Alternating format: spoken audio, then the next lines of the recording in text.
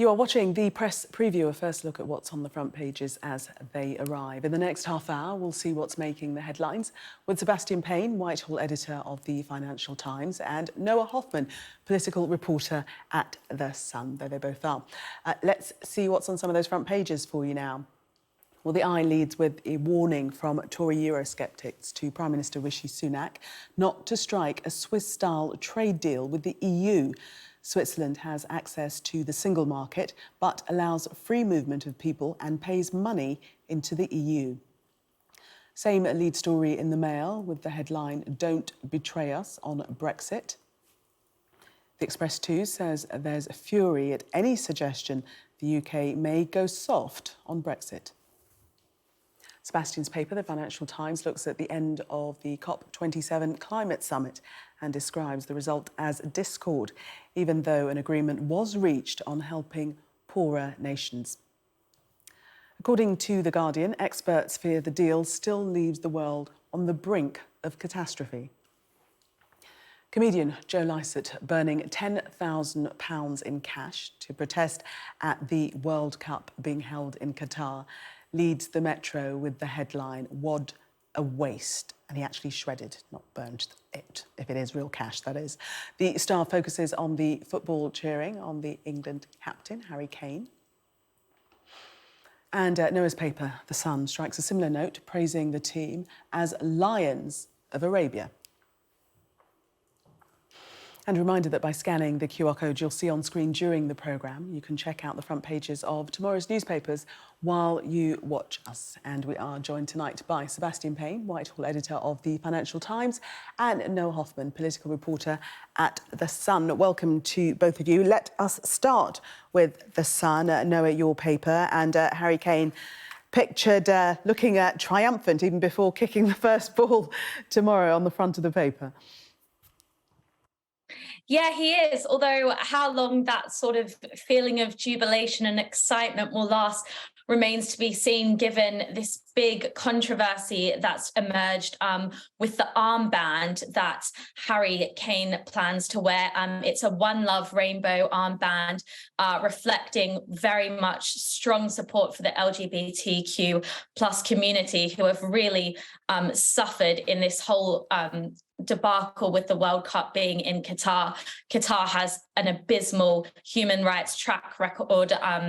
Homosexuality is illegal there, which is appalling in this day and age, let alone ever. Now, there could be FIFA officials actually coming in to tell Harry Kane that he has to remove the badge, and he could risk even being booked if he continues to wear it, which is the big story developing this evening. Now, 6 other captains have also pledged that they want to wear the badge, the band, to show their support.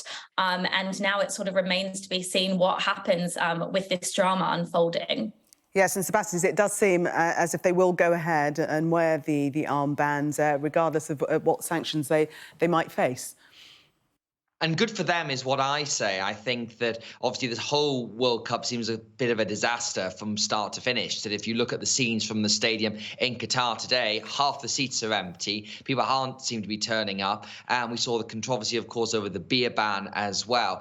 And everything you see about it is not football really as we know it. It doesn't seem to have much of the joy, much of the togetherness, much of the people sort of coming together to celebrate their national teams because of the onerous cultural restrictions that involve with Qatar. And I think the whole thing is just pretty shameful for FIFA, really, the fact that they went to Qatar in the first place and how it has been handled. And I think the England team, as it says on the front page this time, is going to wear those armbands. I think Gareth Southgate has said that the England team will take the knee at the beginning of the match, which is a symbol of the Black Lives Matter movement. So I think it's a really good thing that they're willing to do this and stand up to it. And if they get cards, then so be it. It's better than just standing by and letting this stuff go by. And I think there's many other people who've gone to Qatar, who are commentating, being involved, getting paid large sums of money, who need to take a very hard look at themselves in the mirror. Would you agree with that, Noah? I mean, we've decided to have the games there. That's going ahead. Can you really still criticise people who are there working, commentating, being part of games which have been agreed to go ahead?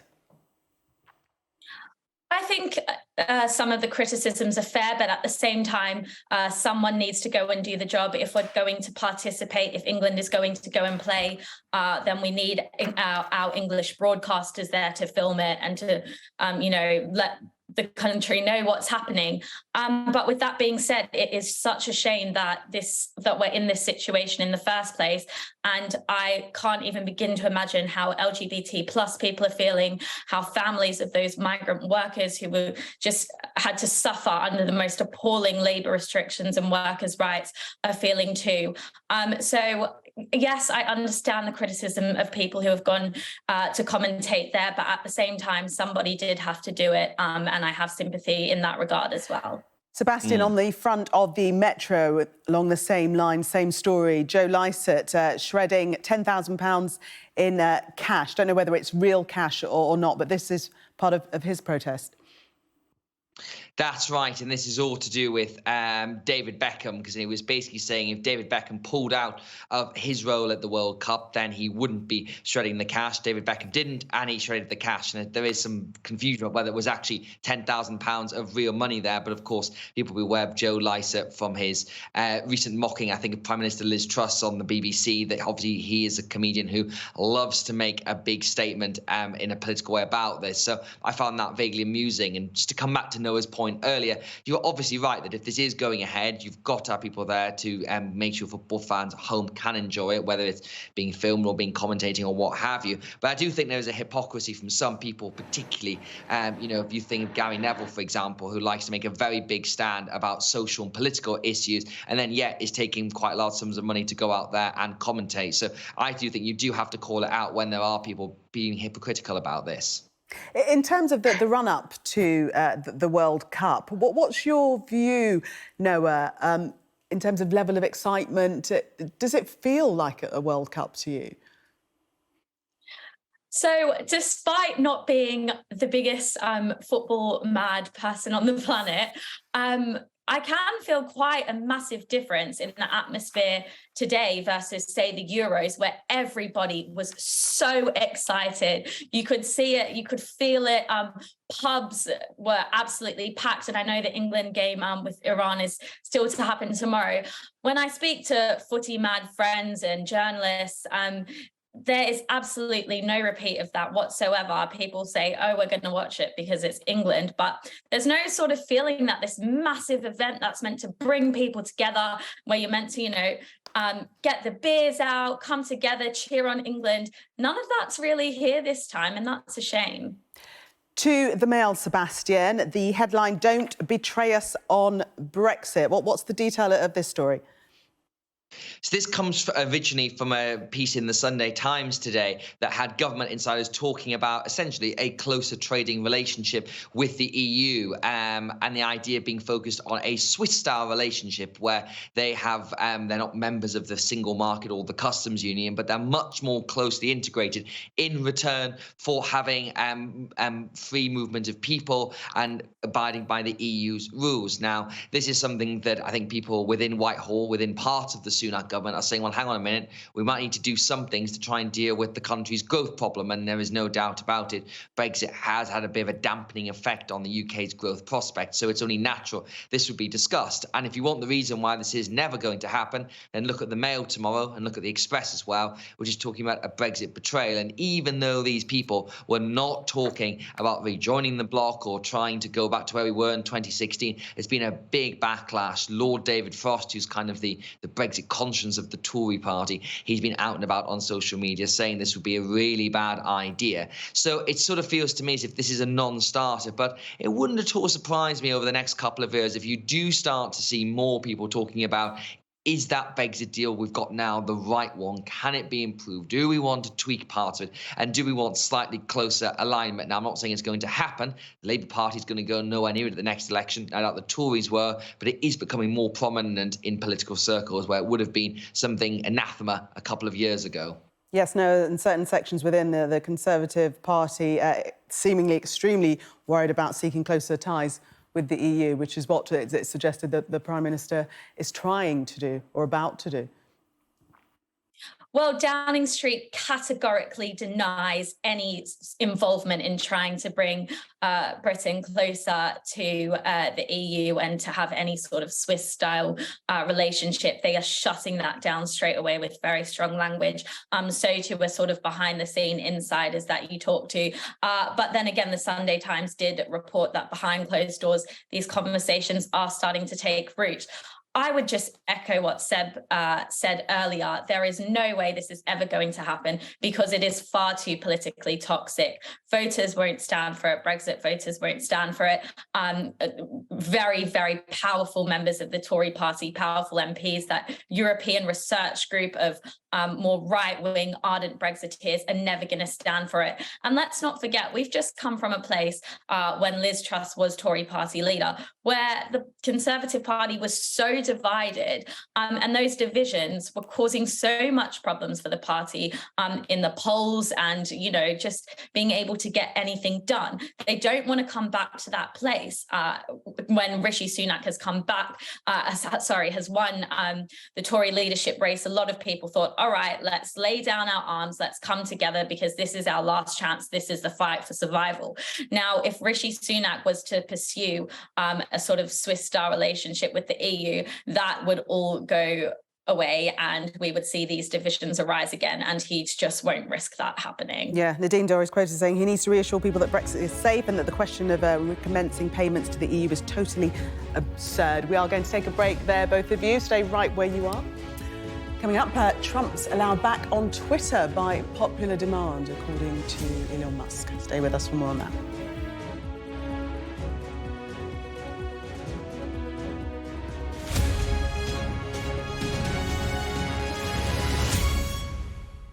Welcome back. Still with me, Sebastian Payne, Whitehall editor of the Financial Times, and Noa Hoffman, political reporter at The Sun, taking us through the papers. We're going to have a look at the Metro now, and Donald Trump pictured there alongside Elon Musk, who has allowed him back onto the Twitter platform. Sebastian. Yes, this is a huge moment both for Twitter and for politics generally, that obviously Donald Trump was banned permanently from Twitter following the events of January the 6th, the insurrection following the 2020 presidential election. He's been tweeting on his own platform and has been appearing on TV as well. But Twitter was always Trump's most important way of communicating with the world. He mastered the art of the tweet very clearly and carefully, and there's been a huge debate about whether he should be allowed back on or not, because he is a former president, he has a huge following, but also he has used it to spread fake news and occasionally incite people against democracy. So it is controversial. Elon Musk, as we know, who took over Twitter and is doing his best to try and destroy the platform, held a poll, ultimately said Trump to come back, and he is now back. I don't think he's tweeted it the last time I looked, but I'm sure we'll hear from him very soon. Yes, he has said that he's unlikely to start using it again, so he'll have the facility, but he claims that he's not going to be back on Twitter anytime soon. Sorry, say that again, Sebastian. He won't be able to resist. When politics gets going in the 24 race, he will be tweeting again. I'm sure you're probably right on that. Noah, what do you think? Yeah, I would agree with Seb. I think one issue with the Trump ban was some sort of inconsistencies at Twitter before Elon Musk came in and made this huge mess that Seb was referring to earlier. And those inconsistencies are with who gets banned from the platform. So I very much understand the reasons why Trump was banned, but you could apply those same ones to other figures who were on the platform, but still sort of had free reign to share opinions that one could argue opinions that were equally as dangerous. So they hadn't sort of nailed down the policy that determined, you know, when was it right to deplatform someone, so to speak. I think the Trump move, it was controversial, but understandable in light of January 6th. Protecting democracy is obviously one of the most important things in the world, and for him to undermine it in such a scary and real way is obviously of great concern. But you do have to have a sort of rule that can apply to everyone, and we didn't really see that before. But now with Trump back, who knows what will happen, but I assume it will be quite chaotic.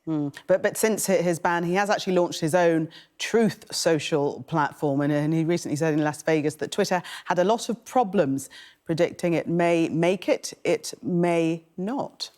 So interesting views there, despite being let back on by Elon Musk. Let's have a look at The Guardian and their analysis following COP27, that there has been quite momentous deal struck, but lots of targets not agreed upon, some discord with those meeting in Sharm el-Sheikh. Sebastian.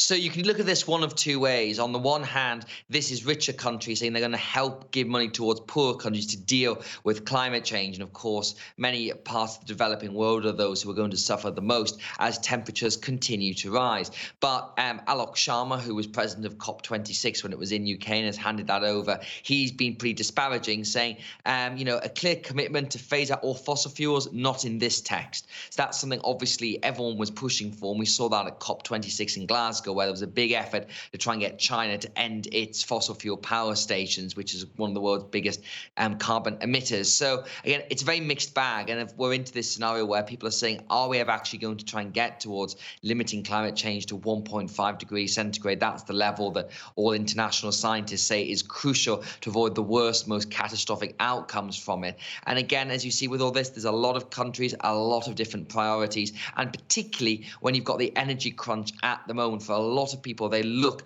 at these kind of summits, they look at climate change and say this is not the priority. That's obviously a mistake, because it should be everyone's priority. It's going to affect all of our lives and our children and future generations for a long time to come. But so sort of gradual progress, but I think everyone would agree, not really enough. Yeah, and still saying on the brink of climate catastrophe. Begs the question, has anything been achieved at COP27? No.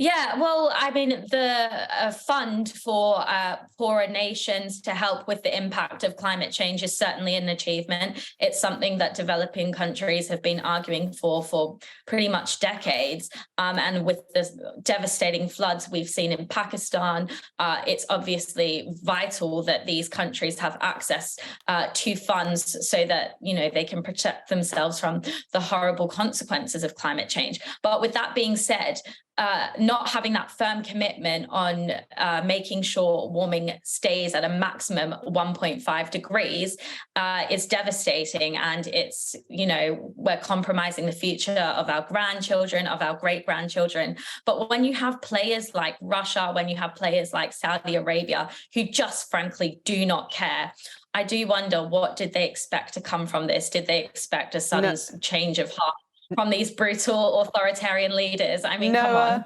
Thank you so much. Must leave it there. We've run out of time. Noa and Sebastian, we shall see you in the next hour.